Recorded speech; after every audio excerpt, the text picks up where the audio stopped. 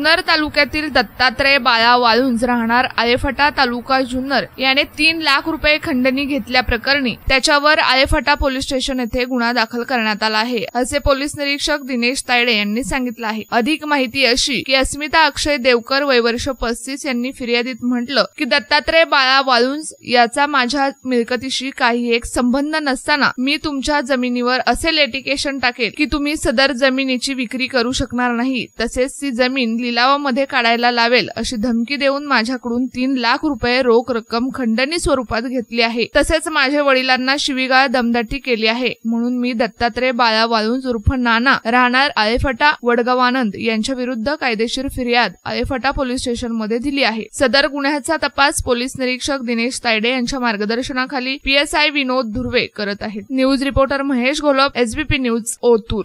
Alephata police स्टेशनला आला, काय काम घेऊन आला?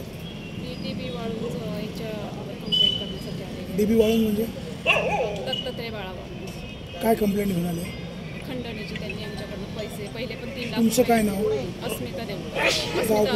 आळेफाटा। कसले पैसे मागितले?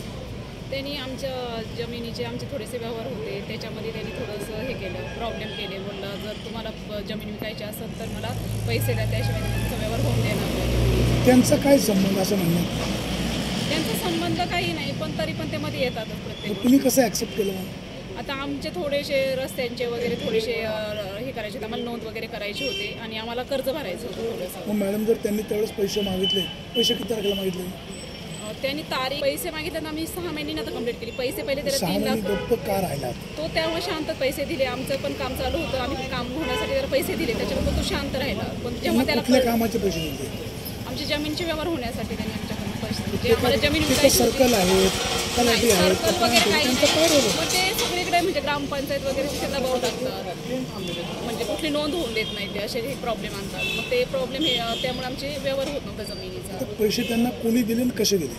पैसे त्यांना माझ्या वडिलांनी दिले। मी पुण्याला असते। किती पैसे दिले? 3 लाख दिले। वन टाइम दिले? नाही, 2 वेळा दिले, एक सकाळच्या टायमिंगला दिले। हे कोण आहे? हे माझे वडील आहे। दादा नमस्कार. नमस्कार. तुमचं काय नाव? माझं नाव भाऊसाहेब दादाभाऊ विसले. हे ताई म्हणतात ते खरं आहे? एकदम पैसे तुम्ही दिले? स्वतः दिले. रोख नोटा दिल्या? नोटा दिले. 500 का 100? 500. अकाउंटला जमा केले का? नाही, कॅश मागितली। मी म्हटलं होतं, मला म्हटलं रोख घेऊन या। मी 1 लाख 2 लाख निघत नव्हते बँकेतून त्या दिवशी पिढीतून। त्यांनी मला 1,99,000 दिले, तेवढे त्याला सकाळी दिले। अजून 1,99,000 सकाळी 11 ते 12 कुठे नेऊन दिले? त्याच्या ऑफिसमध्ये। कॅश पैसे आणले कुठे निवडे? माझ्या मित्राकडून घेतले, वसंतराव नाईक, तिथून काढले पावती म्हणून माझ्या मित्रांनी, आणि मला 1,99,000 रुपये दिले। त्यांच्या ऑफिसला नेऊन दिले? हां. संध्याकाळी का दुपारी? नाही, 12:30, 11 ते 12. सोबत कोण होतं? बबलू राजबहादूर बबलू चौधरी। नंतर किती दिले? 1 लाख घेऊन गेलो होतो, तर त्यावेळेस तो बबलूच होता। त्याच रात्री 8 ते 8:30 दरम्यान माझ्या इनोवा गाडीमध्ये त्याला द्यायला गेलो, तो म्हणला 1 रुपयासुद्धा कमी घेणार नाही। तर ते 1,000 रुपये बबलू चौधरीने स्वतःच्या खिशातले टाकले आणि 1,01,000 रुपये करून त्याला दिले, ते पण रोख। तो म्हणला मी फोनपे घेणार नाही। पैसे आणले कुठून? हे सगळे तेच माणसाने दिले, पप्पांच्या मित्रांनी माझ्या। तर त्यांना पैसे कशाबद्दल दिले? तुम्हाला सांगतो, त्याला पैसे त्यांनी इतके प्रॉब्लेम क्लिअर केले, पतपिढीमध्ये आमचं यांनी कर्ज काढलं तिच्या मिस्टरांनी। ते कर्ज 70 लाख होतं, तर त्याचे 24 लाख रुपये झाले। त्यांनी निलाव काढला।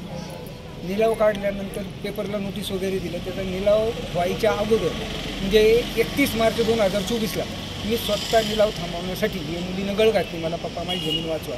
मी 32 लाख रुपये वन टाईम कॅश भरले स्वतः, आणि तो निलाव थांबवला। आणि ही संधी साधून त्यांनी तिच्या सासूबाईला वगैरे सांगितलं, मला बोलून घेतलं का म्हणे त्यांच्या खात्यावर तुम्ही कोण पैसे भरणार? म्हटलं तिने सांगितले की मी माझी जमीन विकल्यानंतर मी पैसे तुमचे देऊन टाकेन पप्पा, पण माझी जमीन वाचवा। तुम्ही त्यांना जे रोख पैसे दिले त्यांच्या ऑफिसमध्ये दिले? हो. कॅमेरा वगैरे असेल? काय माहिती, आपल्याला नाही माहिती। मी काय सांगतो, पैसे कुठल्या महिन्यात दिले? त्याला पैसे महिना चालू एप्रिल। हां, आम्ही त्याला काहीतरी 20/8ला दिलेले पैसे। हे साले 2025 24ला दिले। 24ला दिले? हां, 24 साल। हां, 8व्या महिन्यात। किती तारखेला? 20 तारखेला। 20/8/2024ला। आता महिना चालू आहे एप्रिल। किती महिने झाले? मग याचं कारण सांगतो ना, त्यांनी किती महिने झाले?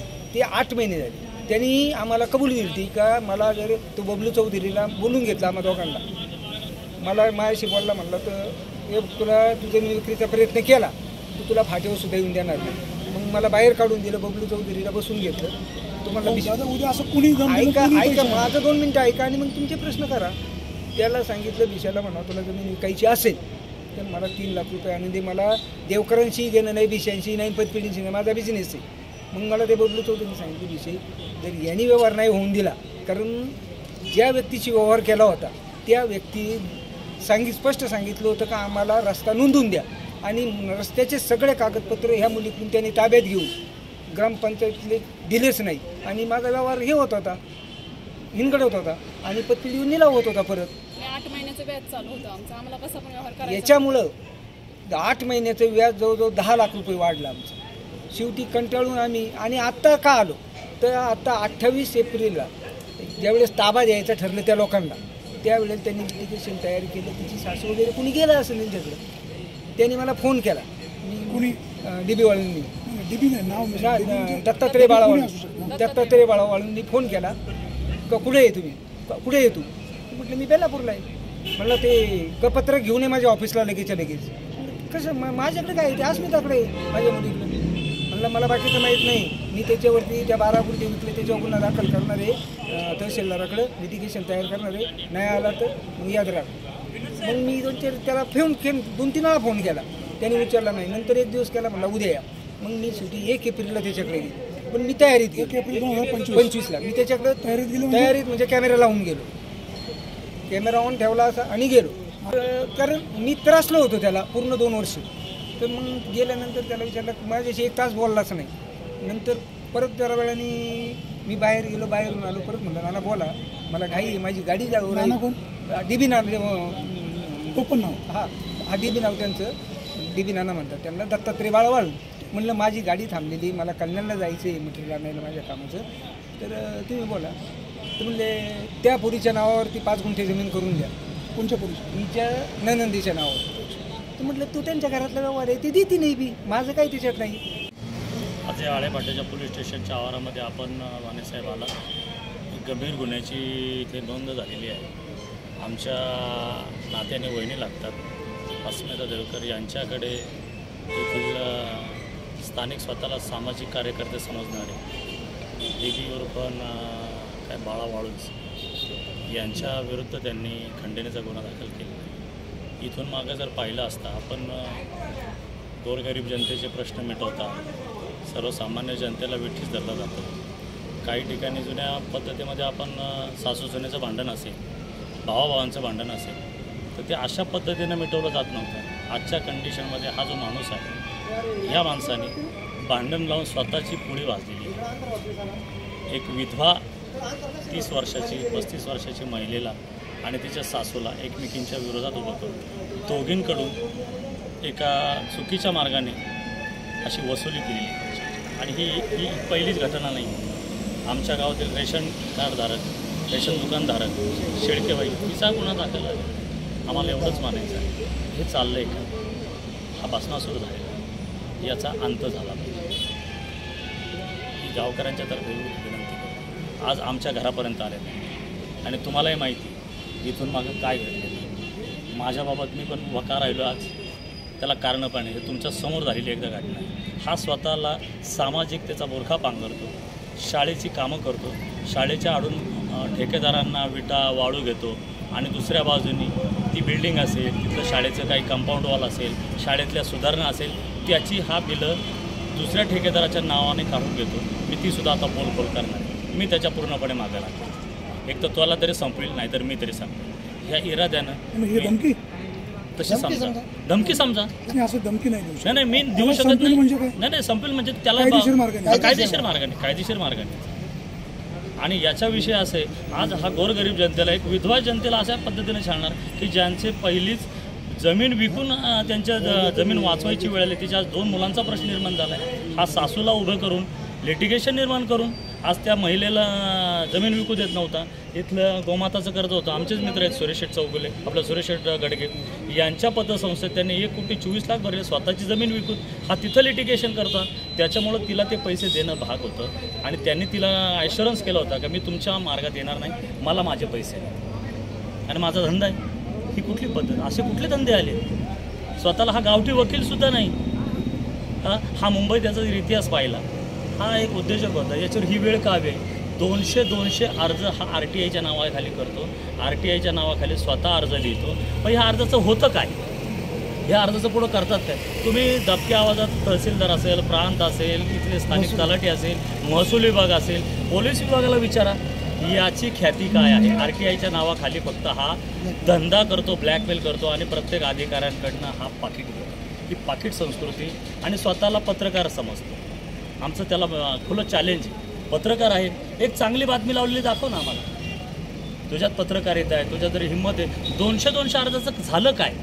त्या अर्जांचं पुढं केलं काय? देवस्थानच्या ठिकाणसारखे अर्ज करावे. इथं आळाचं देवस्थान असेल, इथं पिंपरीचं देवस्थान असेल, वडगावचं देवस्थान असेल, देवस्थानमध्ये काही चुकीचं घडत असेल 100% अर्ज करावे. आम्हाला तेच म्हणायचं, 200 अर्ज केलं, मग त्या अर्जांचं पुढं केलं काय? आज माहितीच्या आधारे जो कायदा आलाय, गलगलेसारखे आपण माहिती पाहतो, आपण सामाजिक कार्यकर्ता पाहतो. ॲट द एंड काहीतरी झालं आहे. मग याचं पुढं झालं काय? आमचा प्रश्न आहे त्याला. त्यांनी तुमच्या पुढं यावं. त्यांनी ह्या माध्यमातून मी त्याला चॅलेंज करतो की त्यांनी यावं आणि जेवढे अर्ज केले त्यांनी आजपर्यंत त्याचं ॲट द एंड केलं काय? आज महिलांसारख्यांना एक महिला आमच्या गावात आज ती व्यवसाय करते, चांगल्या पद्धतीनं ती रेशन दुकान चालवते. तिलासुद्धा त्यांनी तिची बघा, तिची एकदा बाईट घेऊन बघा. शेळके म्हणून ते आहेत आणि असे कितीतरी आहेत, ठेकेदार आहेत, काही तिथे येणारे आमचे जलजीवनचे अधिकारी आहेत, त्यांना कितीतरी वेळा त्रास. तुम्हाला व्हिडिओंना विचारा. हाच असं काही एकदम असा कुठं मोठा हे दाखवतो स्वतःला, काय नाही हो याच्याकडे. हा स्वतःला खूप आणि याची मागील 10 वर्षात याची चौकशी करावी आमची मागणी. आता याचे उत्पन्नाचे स्रोत काय आहेत, याचे आले कुठून, एवढी संपत्ती यांनी जमा केली कुठून, कशासाठी? आज 3-3 लाख रुपये तुम्हाला सांगतो, आपण सगळेच एवढे काम कष्ट करतो, महिन्याला 3 लाख रुपये मिळत नाही. हे चाललं आहे काय साहेब? याच्याविरुद्ध आवाज उठवायचा नाही. आमचं म्हणणं एवढंच आहे. आम्हाला त्याच्याशी काही देणं घेणं नाही, परंतु ही प्रवृत्ती ठेचली पाहिजे. तांबे साहेब जसं म्हणतात, ही प्रवृत्ती लागलेली, ही कीड आहे. आणि आम्हाला त्याला चॅलेंज आहे आमचं. तो आता आमच्या नादी लागला ना, त्याला कायद्याने आम्ही धडा शिकवल्याशिवाय राहणार नाही. गुन्हेगाराला अटक झालीच पाहिजे. गुन्हेगाराला अटक झालीच पाहिजे. गुन्हेगाराला अटक झालीच पाहिजे. गुन्हेगाराला अटक झालीच पाहिजे. DB वाळुंजला अटक झालीच पाहिजे. DB वाळुंजला अटक झालीच पाहिजे. DB वाळुंज यांच्यावर खंडणीचा गुन्हा आळेफाटा पोलीस स्टेशनला दाखल झालाय अशी माहिती समजते. सर, वस्तुस्थिती नेमकी काय आहे? कुठला गुन्हा दाखल झालाय, कुठल्या कलमांतर्गत? दिनांक 4/4/2025 रोजी गुन्हा नंबर क्रमांक 78/25 खंडणीचा गुन्हा हा DB वाळुंज दत्तात्रय बाळा वाळुंज यांच्या विरोधात दाखल झालेला आहे आणि त्याचा तपास PSI दुर्वेदी करत. सर, कुठली कलमं लागलेली आहे त्याला? BNSचे जे आहेत ते कलम 308(2), 308(3), 352, 351(1), 3 असे कलम लागलेले आहेत.